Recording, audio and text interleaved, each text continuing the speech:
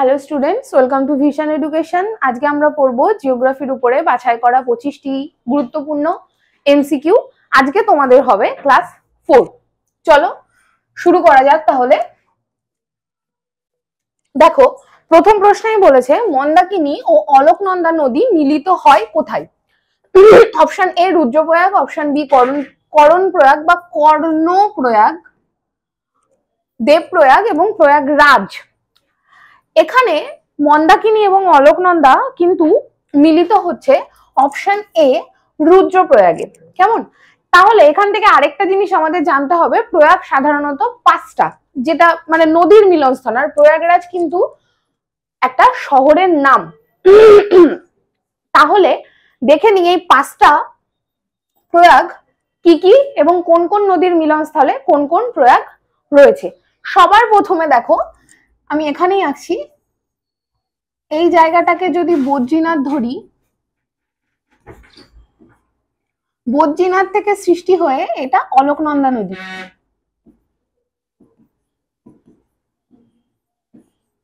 এটা অলকনন্দা নদী বদ্রীনাথ থেকে সৃষ্টি হয়ে এসছে। এই দিক থেকে ধৌলিগঙ্গা নদী এসে মিলিত হচ্ছে এইখানটায়। এই নদীটার নাম কি? ধৌলিগঙ্গা।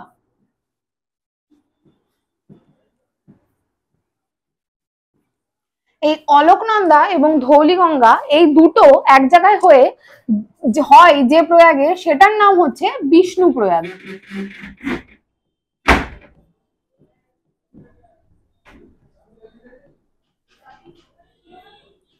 এরপরে এই দুটো নদীর মিলিত যে প্রবাহটা, সেটা আবার অলকনন্দা নাম নিয়ে কিন্তু এগিয়ে যাচ্ছে। এরপরে আবার এই দিক থেকে আসছে নন্দাকিনী। নদীর নাম কি? নন্দাকিনী। এইখানে এসে মিলিত হচ্ছে, এইটাকে বলা হয় নন্দপ্রয়াগ।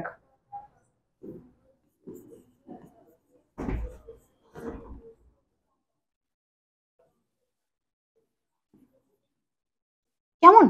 তারপরে আবার কিন্তু এই যে মিলিত প্রবাহটা, এটা কিন্তু আবার অলকানন্দা নাম নিয়ে যাচ্ছে। কিছু দূর যাওয়ার পরে কিন্তু আবার এই দিক থেকে আরেকটা নদী এসছে, এই নদীটার নাম পিন্ডার গঙ্গা।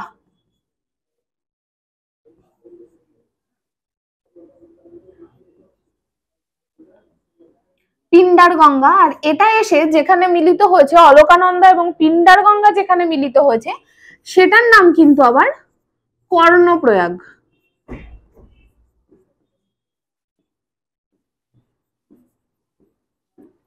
এরপরেও কিন্তু এটার নাম আবার অলকানন্দায় থাকবে।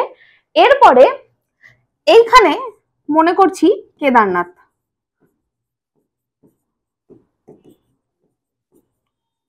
এই কেদারনাথের কাছ থেকে মন্দাকিনী নদী আসছে।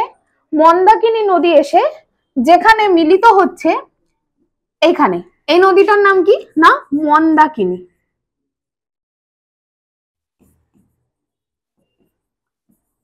এই যে প্রশ্নতে আছে মন্দাকিনী এবং অলকনন্দা নদী, তাহলে মন্দাকিনী এবং অলকনন্দা নদী এটা কিন্তু মিলিত হচ্ছে কোথায়? না রুদ্রপ্রয়াগ।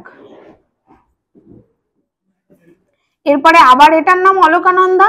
এইখানে গঙ্গোত্রী থেকে উৎপন্ন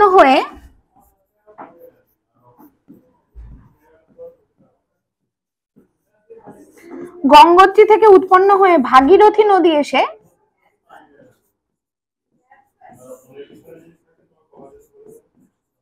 ভাগীরথী নদী আর অলকানন্দা এক জায়গায় মিলিত হচ্ছে, সেটার নাম কিন্তু দেবপ্রয়াগ।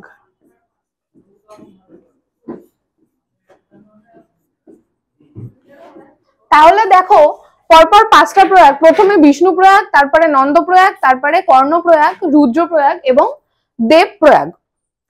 এই হলো গিয়ে 5টা প্রয়াগ। পরের প্রশ্নে যাচ্ছি। বলছে পশ্চিমবঙ্গের অক্ষাংশগত বিস্তার কত? পশ্চিমবঙ্গের অক্ষাংশগত বিস্তার হচ্ছে option A 21 degree 38 minute, 21 degree 38 minute north থেকে 27 ডিগ্রি 10 মিনিট নর্থ পর্যন্ত। ঠিক আছে, উত্তর থেকে দক্ষিণে পশ্চিমবঙ্গের অক্ষাংশগত বিস্তার। আর যদি কিলোমিটারে জিজ্ঞেস করে তাহলে উত্তর থেকে দক্ষিণে, উত্তর দক্ষিণে প্রায় 600 কিলোমিটার পশ্চিমবঙ্গ বিস্তৃত এবং পূর্ব পশ্চিমে প্রায় 300 কিলোমিটার বিস্তৃত।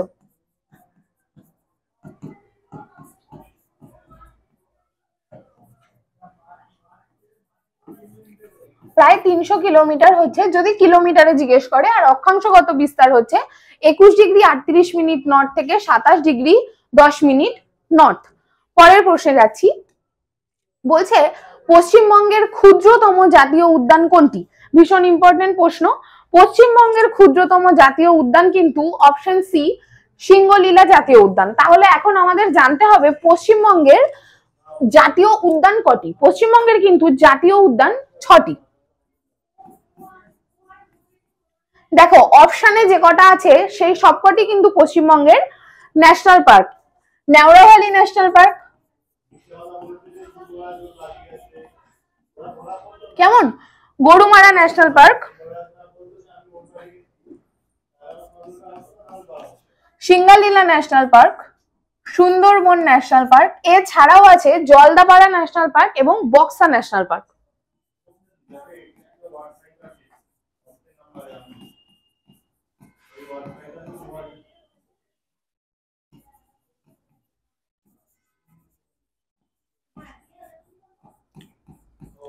কেমন, আর দুটো হচ্ছে জলদাপাড়া ন্যাশনাল পার্ক এবং বক্সা ন্যাশনাল পার্ক।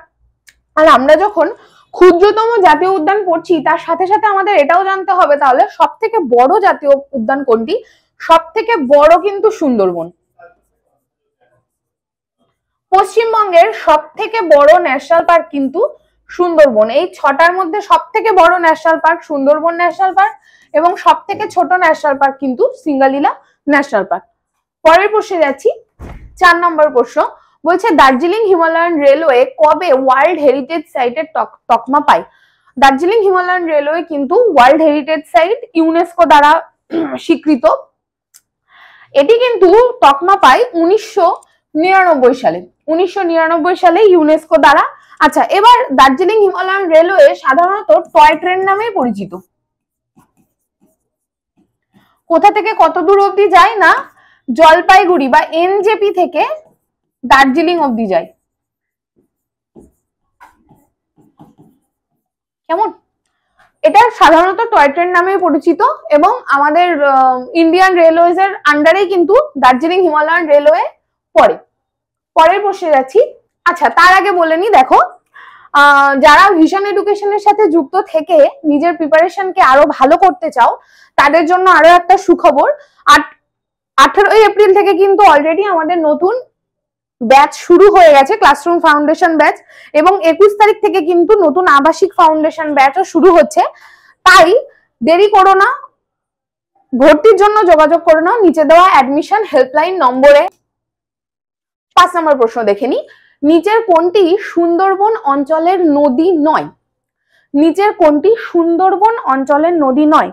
সুন্দরবন অঞ্চলের নদী, দেখো এখানকার অপশন গুলো কিন্তু ভীষণ কনফিউজিং, কারণ যে কটা অপশন আছে প্রত্যেকটাই সুন্দরবনের মানে ভারতের দক্ষিণ দিকের বা পশ্চিমবঙ্গের দক্ষিণ অঞ্চলের নদী, কিন্তু এর মধ্যেও কিছু ডিভিশন আছে। তাই সুন্দরবন অঞ্চলের নদী নয় কিন্তু কালিন্দী নদী। সুন্দরবন অঞ্চলের নদী নয় কেন? কারণ কালিন্দী নদী কিন্তু আদপে ভারত এবং বাংলাদেশের আন্তঃসীমান্তবর্তী নদী। পুরোপুরি সুন্দরবন এলাকার নদী কিন্তু একে বলা যায় না। ভারত এবং বাংলাদেশের সীমান্তর মধ্য দিয়ে কিন্তু কালিন্দী নদী প্রবাহিত।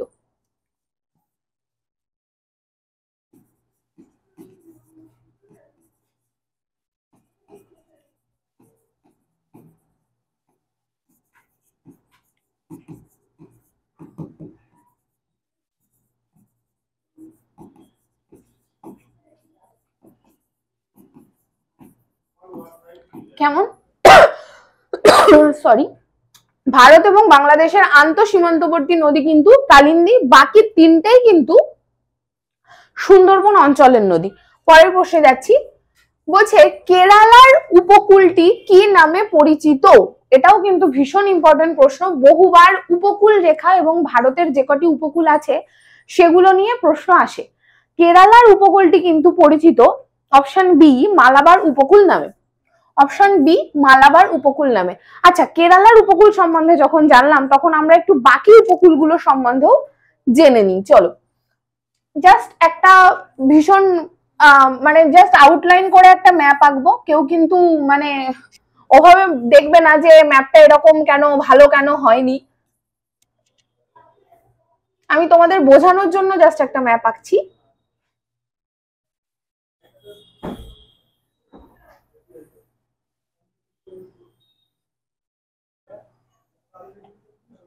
এভাবে যদি আমরা ভারতের উপকূল রেখাটাকে দেখি, ভারতের ম্যাপ, তাহলে আমরা একটা জিনিস দেখো, এখান থেকে আমরা বলছি এই উপরের এইটুকু হচ্ছে কচ্ছ উপকূল,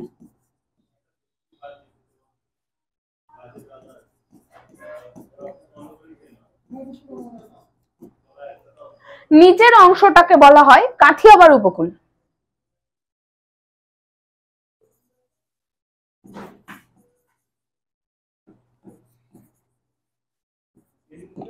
আচ্ছা, তারপরে তার নিচে এখানে আমরা যদি তিনটে পয়েন্ট আঁকি, তাহলে দেখো এখানে তিনটে পয়েন্ট আঁকতে পারি। সেটা হচ্ছে মারমাগাঁও আর ম্যাঙ্গালোর। এখানটায় আছে ধরে নিচ্ছি মারমাগাঁও,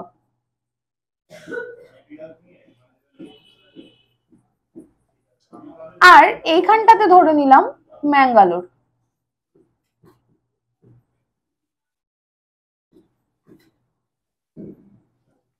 আচ্ছা, এইবার এখানে তিনটে উপকূল আছে, মনে রাখতে হবে। এইটুকু হচ্ছে কোঙ্কন বা কোঙ্কন উপকূল, কোঙ্কন উপকূল। তারপরে মারমাগাঁও থেকে ম্যাঙ্গালোর পর্যন্ত হচ্ছে কন্নড় উপকূল বা কর্ণাটক উপকূল।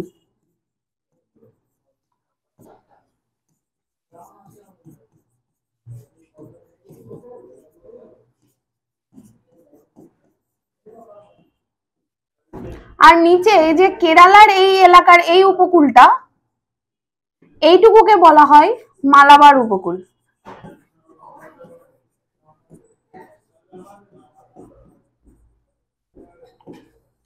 এটা গেল ভারতের পশ্চিম দিকের উপকূল। এইবার যদি আমরা এখানে অন্ধ্রপ্রদেশ এবং উড়িষ্যার সীমান্তের এই জায়গাটাতে আসি, তাহলে এখানে আমরা পাবো পুলিকট হ্রদ।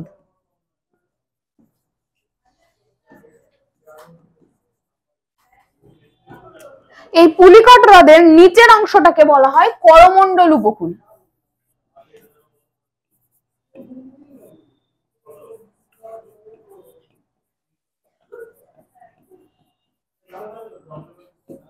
আর পুলিকটের উপরের অংশটুকুকে বলা হয় উত্তর সরকার উপকূল।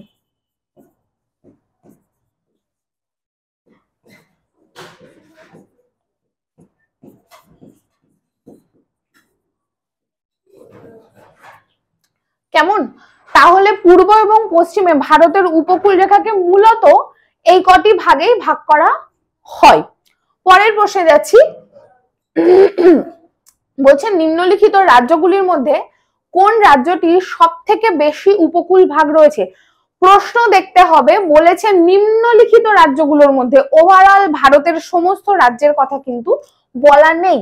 নিম্নলিখিত রাজ্যগুলোর মধ্যে কিন্তু সব থেকে বেশি, দেখো অপশনগুলো দেখে, মহারাষ্ট্র, ওড়িশা, অন্ধ্রপ্রদেশ, তামিলনাড়ু, এদের মধ্যে কিন্তু সব থেকে বেশি উপকূল ভাগ আছে অন্ধ্রপ্রদেশে।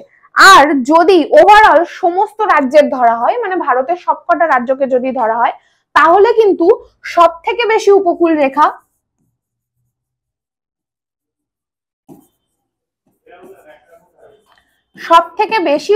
রেখা কিন্তু গুজরাটের, আর সব থেকে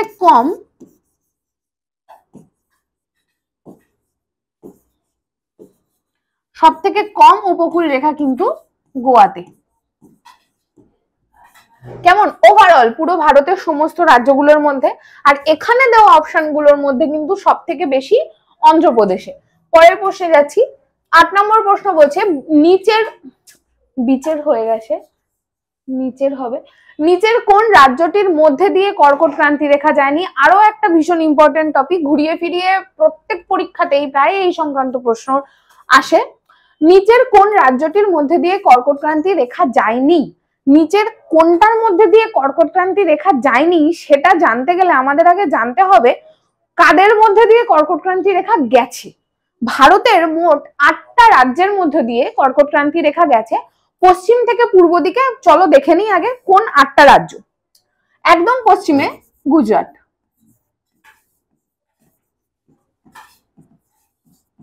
মোট 8টি রাজ্যের মধ্যে দিয়ে কিন্তু কর্কট ক্রান্তি রেখা গেছে। গুজরাট, তারপরে রাজস্থান,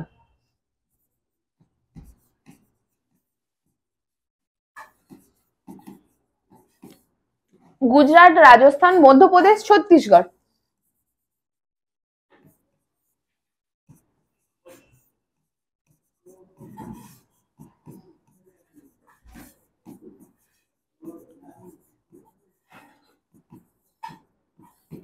গুজরাট, রাজস্থান, মধ্যপ্রদেশ, ছত্তিশগড়, ঝাড়খণ্ড, পশ্চিমবঙ্গ,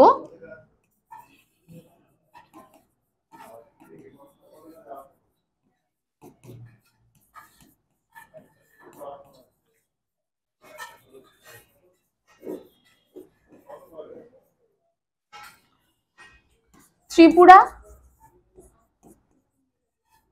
এবং মিজোরাম।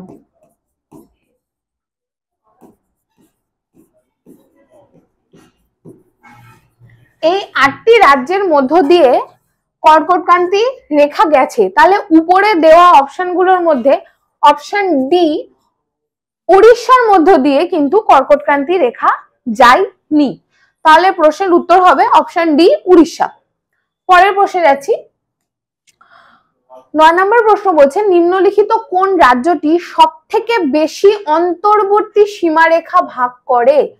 বলেছে কোন রাজ্যের ন্যাশনাল বর্ডার সব থেকে বেশি কার?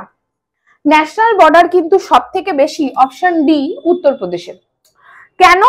উত্তরপ্রদেশ 8টি রাজ্য এবং একটি ইউনিয়ন টেরিটরি বা আমাদের ক্যাপিটাল টেরিটরির সাথে কিন্তু সীমানা ভাগ করেছে। কেমন? 8টি রাজ্য কি কি? 8টি রাজ্য উত্তরপ্রদেশ, 8টি রাজ্য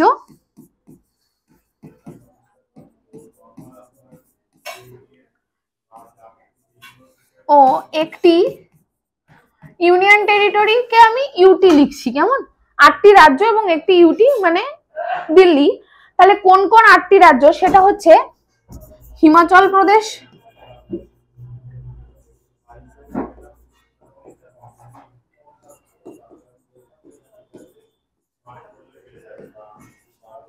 হরিয়ানা,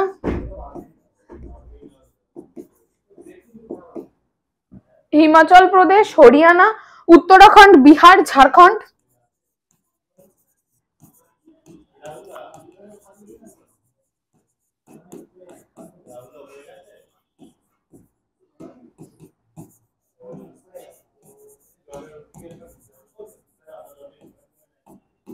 উত্তরাখণ্ড, বিহার, ঝাড়খণ্ড, ছত্তিশগড়, রাজস্থান ও মধ্যপ্রদেশ।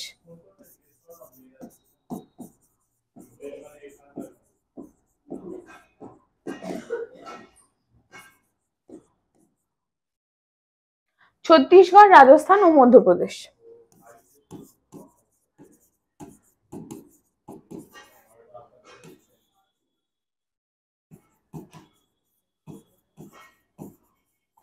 এবং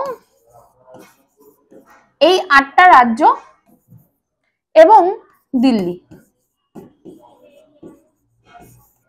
দিল্লি আমাদের ক্যাপিটাল টেরিটরি। কেমন? এছাড়াও কিন্তু উত্তরপ্রদেশ যদি বলো ইন্টারন্যাশনাল মানে আন্তর্জাতিক সীমারেখা, সেটা কিন্তু নেপালের সাথে। পরের প্রশ্নে যাচ্ছি। 10 নম্বর প্রশ্ন নিম্নলিখিত কোনটি ভারতীয় প্রমাণ সময় যা গ্রিনিচ মিন টাইমকে বর্ণনা করে? গ্রিনিচ মিন টাইম ভারতীয় প্রমাণ সময়কে কিন্তু বর্ণনা করে অপশন সি, অর্থাৎ অপশন সি প্লাস 5 ঘন্টা 30 মিনিট মানে 5 ঘন্টা 30 মিনিট এগিয়ে। গ্রিনিচ মিন টাইমের থেকে কিন্তু 5 ঘন্টা 30 মিনিট ভারতের সময় এগিয়ে। ভারতের প্রমাণ দ্রাঘিমাংশ কিন্তু 82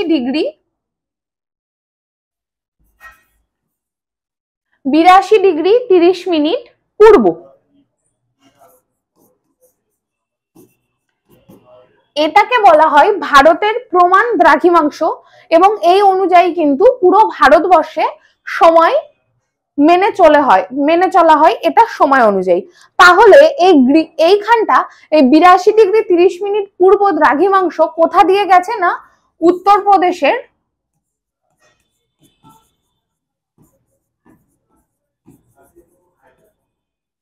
উত্তরপ্রদেশের মির্জাপুর শহরের ওপর দিয়ে গেছে। উত্তরপ্রদেশের মির্জাপুর শহরের ওপর দিয়ে গেছে কিন্তু, ঠিক আছে। এটাকেই ভারতের প্রমাণ দ্রাঘিমাংশ ধরা হয় 82 ডিগ্রি 30 মিনিট পূর্ব দ্রাঘিমাংশকে, এবং সে অনুযায়ী ভারতবর্ষের সময় চলে। পরের প্রশ্নে যাচ্ছি, কোন উপত্যকাটি পীর পাঞ্জাল ও জাস্কারের মধ্যে অবস্থিত? দেখো, পীর পাঞ্জাল এবং জাস্কারের মধ্যে কিন্তু অবস্থিত option C Kashmir valley. Kashmir ভারতবর্ষের পৃথিবীর ভূস্বর্গ বলা হয়। কাশ্মীর কিন্তু পীর পাঞ্জাল রেঞ্জ এবং জাস্কার রেঞ্জের মধ্যে অবস্থিত।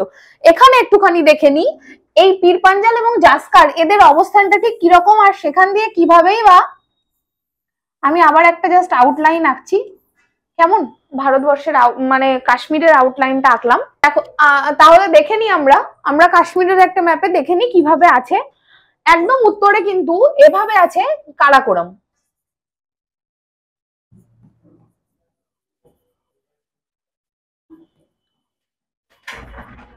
কারাকোরাম, তার নিচে আছে লাদাখ,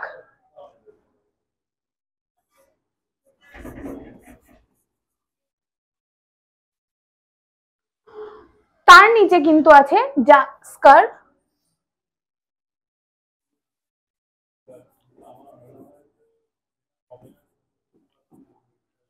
আর তার নিচে আছে কিন্তু পীর পাঞ্জাল।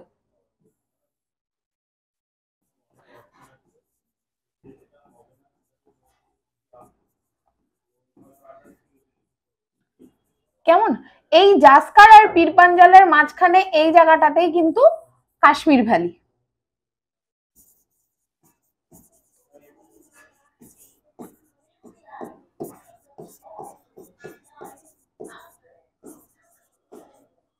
আচ্ছা, পরের প্রশ্নে যাচ্ছি আমরা।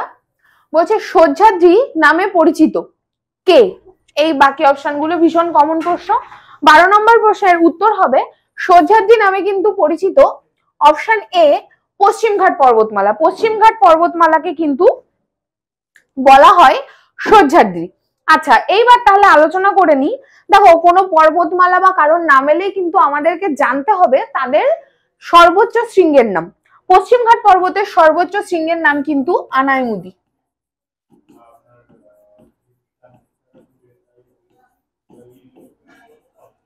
আচ্ছা, পূর্বঘাটের সর্বোচ্চ শৃঙ্গের নাম জিন্দগাড়া। জিন্দগাড়া বা জিন্দগাড়া। আচ্ছা, সাতপুরার সর্বোচ্চ শৃঙ্গের নাম কিন্তু ধূপগড়।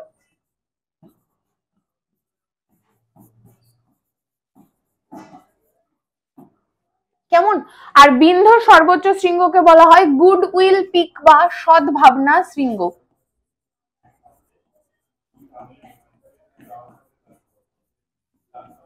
গুডউইল পিক বা সদ্ভাবনা শৃঙ্গ। আচ্ছা, পরের বসে যাচ্ছি। দেখো, নাগা খাসি গারো এই পাহাড়গুলি কোথায় অবস্থিত? অপশন দেখো, এই পাহাড়গুলি কিন্তু অবস্থিত, নাগা খাসি গারো এই পাহাড়গুলি কিন্তু অবস্থিত অপশন এ বা পূর্বাঞ্চল রেঞ্জে। এই পূর্বাঞ্চল রেঞ্জটা মূলত কোথায়, বা নাগা খাসি গারো পাহাড়গুলো মূলত দেখা যায় মেঘালয় এবং নাগাল্যান্ডে। ভারতের মেঘালয় এবং নাগাল্যান্ডে সাধারণত এই পাহাড়গুলো দেখা যায়। যে তিনটের নাম দেওয়া আছে এগুলো হচ্ছে ভারতের পূর্বাঞ্চল রেঞ্জে কিন্তু অবস্থিত। চলো পরের প্রশ্ন দেখি। নিচের ক্রমটি হিমালয়ের দক্ষিণ থেকে উত্তর দিকে যায়। এই অপশনগুলো বেশি চলে এসছে, এগুলো অপশন নয়। নিচের কোন ক্রমটি হিমালয়ের দক্ষিণ থেকে উত্তর দিকে যায়? এই মাত্র আমি এর আগের কোশ্চেনেই একটা আলোচনা করেছি। সেখান থেকে যদি আমরা দেখি তাহলে দক্ষিণ থেকে উত্তর দিকে কিন্তু দেখো প্রথমে এভাবে ছিল পীরপাঞ্জাল, তারপরে ছিল জাস্কার, তারপরে ছিল লাদাখ, আর তারপরে ছিল কারাকোরাম। যদি আমি এভাবে দক্ষিণ থেকে উত্তর দিকে যাই তাহলে সেই অনুযায়ী উত্তর হবে কিন্তু অপশন ডি, পীরপাঞ্জাল, জাস্কার, লাদাখ এবং কারাকোরাম। পরের প্রশ্নে যাচ্ছি। 15 নম্বর প্রশ্ন, নিচের কোনটি কোরাল বা প্রবাল দ্বীপ? 15 নম্বর প্রশ্নতে বলছে নিচের কোনটি কোরাল বা প্রবাল দ্বীপ? ভারতে কিন্তু কোরাল বা প্রবাল দ্বীপ লাক্ষাদ্বীপ। কেমন? লাক্ষাদ্বীপ। আচ্ছা, তাহলে লাক্ষাদ্বীপ কি? লাক্ষাদ্বীপ কিন্তু ভারতবর্ষের একটি ইউনিয়ন টেরিটরি, ইউটি। কেমন? ভারতবর্ষের একটি ইউনিয়ন টেরিটরি। রাজধানী, লাক্ষাদ্বীপের রাজধানী হচ্ছে, আমি ক্যাপিটাল বলে লিখছি, কাভারাত্তি।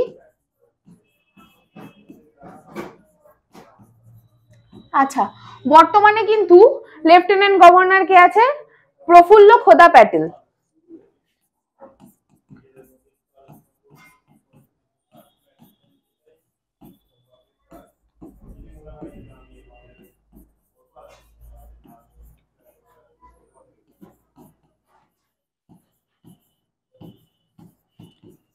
আচ্ছা, আরো যে প্রশ্নগুলো আসে সাধারণত, লাক্ষাদ্বীপ কোথাকার কোন হাইকোর্টের আন্ডারে লাক্ষাদ্বীপ পড়ে? লাক্ষাদ্বীপের হাইকোর্ট কিন্তু কেরালা হাইকোর্ট। কেরালা হাইকোর্টের আন্ডারে কিন্তু পড়ে লাক্ষাদ্বীপের বিচার ক্ষেত্র বলতে পারো। কেমন? পরের প্রশ্নে যাচ্ছি। মাউন্ট এভারেস্ট অবস্থিত, কোন জায়গার নাম জিজ্ঞেস করেনি। হিমালয়ের কোন অঞ্চলে মাউন্ট এভারেস্ট অবস্থিত এটা কিন্তু জিজ্ঞেস করেছে। দেখো, মাউন্ট এভারেস্ট কিন্তু অবস্থিত হিমাদ্রি হিমালয়। অপশন বি, হিমাদ্রি বা গ্রেটার হিমালয় যেটাকে বলা হয়, সেখানে কিন্তু অবস্থিত মাউন্ট এভারেস্ট। এবার যদি বলি যে কিভাবে এটা হয়, কোনটা গ্রেটার কোনটা লেসার, হিমালয়ের আবার এরকম ভাগ আছে, হিমালয়ের এরকম তিনটে ভাগ আছে। একটা হচ্ছে হিমাদ্রি হিমালয়, এখানে হিমাদ্রি হিমালয়ের মধ্যেই কিন্তু হিমালয়ের সব থেকে বড় বড় যে উঁচু উঁচু যে শৃঙ্গগুলো সেগুলো কিন্তু হিমাদ্রি হিমালয়ে অবস্থিত।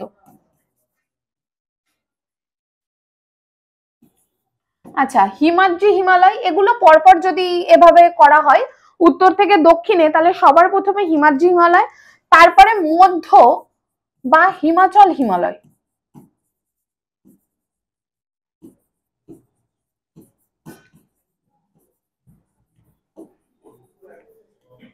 এর উচ্চতা কিন্তু আবার হিমাদ্রি হিমালয়ের থেকে একটু কম, আর তার নিচে বা তার দক্ষিণে কিন্তু শিবালিক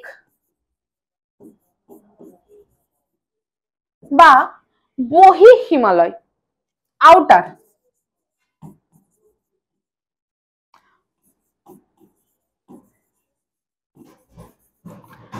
এগুলো কিন্তু উত্তর থেকে দক্ষিণে হিমালয়ের যে বিস্তার সেটাকে যদি ভাগ করা হয় উত্তর থেকে দক্ষিণে কিন্তু এভাবেই ভাগ হয়। পরের প্রশ্নে যাচ্ছি। 17 নম্বর প্রশ্ন, দেখো, ফুট হিমালয় বা আউটার হিমালয় নামে পরিচিত, আগের প্রশ্নে আলোচনা করেছি, ফুট হিমালয় বা আউটার হিমালয় নামে কিন্তু পরিচিত অপশন বি, শিবালিক হিমালয়। শিবালিক হিমালয় কিন্তু ফুট হিমালয় বা আউটার হিমালয় নামে পরিচিত। পরের প্রশ্নে যাচ্ছি। 18 নম্বর প্রশ্ন, দক্ষিণ ভারতের সর্বোচ্চ শৃঙ্গ, কোন রেঞ্জ কিন্তু দেয়নি, দক্ষিণ ভারত বলে যে এলাকাটা আছে তার সর্বোচ্চ শৃঙ্গ সম্বন্ধে জানতে চেয়েছে। উত্তর হবে অপশন ডি, আনাইমুদি। দক্ষিণ ভারতের সর্বোচ্চ শৃঙ্গ কিন্তু আনাইমুদি। আনাইমুদি কোথায়? আনাইমুদি কিন্তু পশ্চিমঘাট পর্বতমালার অবস্থিত। পশ্চিমঘাট পর্বতমালার আনাইমুদি হচ্ছে দক্ষিণ ভারতের সর্বোচ্চ শৃঙ্গ। পরের প্রশ্নে যাচ্ছি। 19 নম্বর প্রশ্ন, কোনটি ভারতের বৃহত্তম হবে? বৃহত্তম লবণাক্ত জলের লেক, আমাদেরকে প্রথমেই দেখতে হবে এই শব্দটা, বৃহত্তম লবণাক্ত জলের লেক। প্রথমত বৃহত্তম, দ্বিতীয় কথা লবণাক্ত, কারণ ভারতে কিন্তু মিষ্টি জলের লেকও আছে, সব লেকই কিন্তু লবণাক্ত জলের নয়। আর এটা চিল্কা হবে। হ্যাঁ, আচ্ছা, উত্তরও কিন্তু হবে option C, Chilika. Option C, Chilika হচ্ছে ভারতের বৃহত্তম লবণাক্ত জলের লেক। চিল্কা লেক কোথায়? চিল্কা লেক কিন্তু ওড়িশা রাজ্যে। চিল্কা লেক ওড়িশা রাজ্যে। আচ্ছা, বাকিগুলো নিয়েও আলোচনা করি। লোনার, লোনার কিন্তু ক্রেটার বা উল্কা পতনে, ক্রেটার লেক বলা হয় লোনারকে, এটা কিন্তু মহারাষ্ট্রে।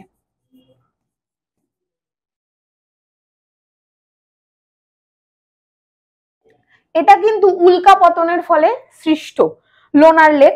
আচ্ছা, উলার, উলার অবস্থিত জম্মু কাশ্মীরে। আমি জে অ্যান্ড কে লিখছি, বুঝে নিও না।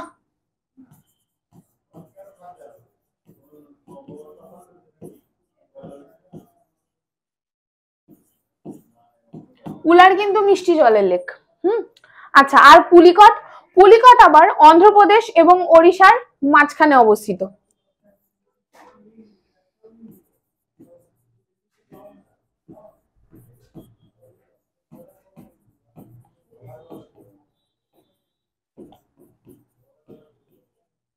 এই পুলিকটের 70% অন্ধ্রপ্রদেশে, 30% উড়িষ্যায় অবস্থিত। পুলিকট হ্রদ আবার অন্ধ্রপ্রদেশ এবং ওড়িশার মাঝামাঝি অবস্থিত।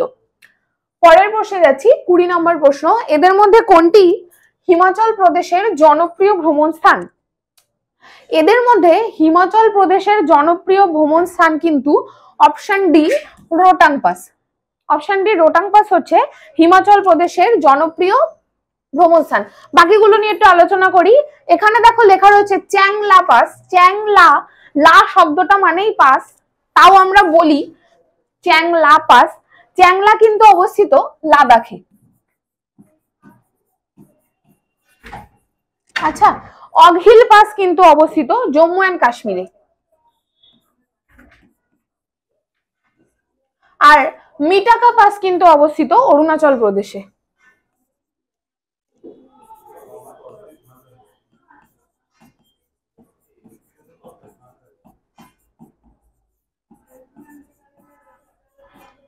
কেমন? পরের প্রশ্নে যাচ্ছি, 21 নম্বর প্রশ্ন। কোনটি ভারতের একমাত্র সক্রিয় আগ্নেয়গিরি? ভারতের একমাত্র সক্রিয় আগ্নেয়গিরি কিন্তু, ভারতের একমাত্র সক্রিয় আগ্নেয়গিরি কিন্তু অপশন সি, ব্যারেন আগ্নেয়গিরি। কোথায় অবস্থিত? না আন্দামান নিকোবর দ্বীপপুঞ্জে অবস্থিত ভারতের একমাত্র সক্রিয় আগ্নেয়গিরি। পরে 22 নম্বর প্রশ্ন বলছে সাগরমাথা নামে পরিচিত। সাগরমাথা নামে কিন্তু পরিচিত option D, Mount Everest. Mount এভারেস্টকে নেপালে ডাকা হয় সাগরমাথা হিসাবে। মাউন্ট এভারেস্টের নাম নেপালে সাগরমাথা। আরো একটা নাম আছে, সেটা হচ্ছে মাউন্ট এভারেস্টকে তিব্বতে বলা হয় চোমোলাংমা।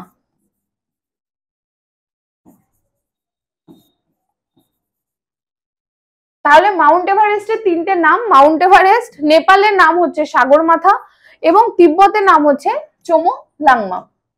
পরের প্রশ্নে যাচ্ছি, 23 নম্বর প্রশ্ন বলছে পালঘাট গ্যাপ কোন বন্দরকে সংযুক্ত করে? পালঘাট গ্যাপ কিন্তু সংযুক্ত করে, দেখো অপশন সি, কোচিন।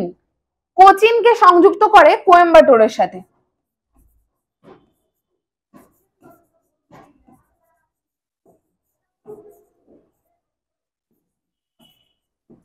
কোচিনকে সংযুক্ত করে কোথাকার সাথে? না কোয়েম্বাটুরের সাথে।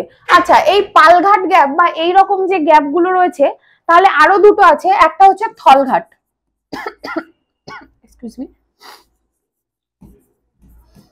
থলঘাট কাকে কাকে সংযোগ করছে? না থলঘাট কিন্তু সংযোগ করছে নাসিকের সাথে মুম্বাইকে।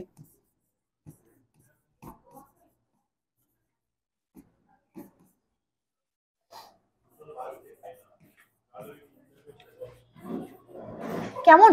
আরেকটা আছে যেটা, সেটা হচ্ছে ভোরঘাট। ভোরঘাট কিন্তু আবার সংযোগ করছে মুম্বাইয়ের সাথে পুনেকে।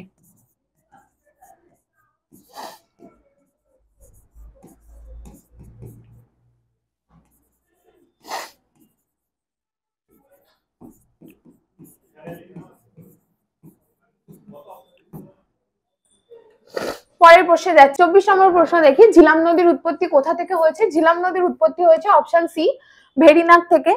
কোথায় না জম্মু এবং কাশ্মীর। পরের প্রশ্নে যাচ্ছি, লোকটাক হ্রদ কোথায় অবস্থিত? লোকটাক হ্রদ কিন্তু ভারতবর্ষের অন্যতম একটি ঘুরতে যাওয়ার জায়গা বা বিখ্যাত হ্রদ বলতে পারো। লোকটাক হ্রদ কিন্তু অবস্থিত মণিপুর রাজ্যে। আচ্ছা, লোকটাক হ্রদ কেন বিখ্যাত? এই লোকটাক হ্রদের মধ্যেই কিন্তু রয়েছে ভারতবর্ষের একমাত্র ভাসমান national park, Keibul Lamjao national park.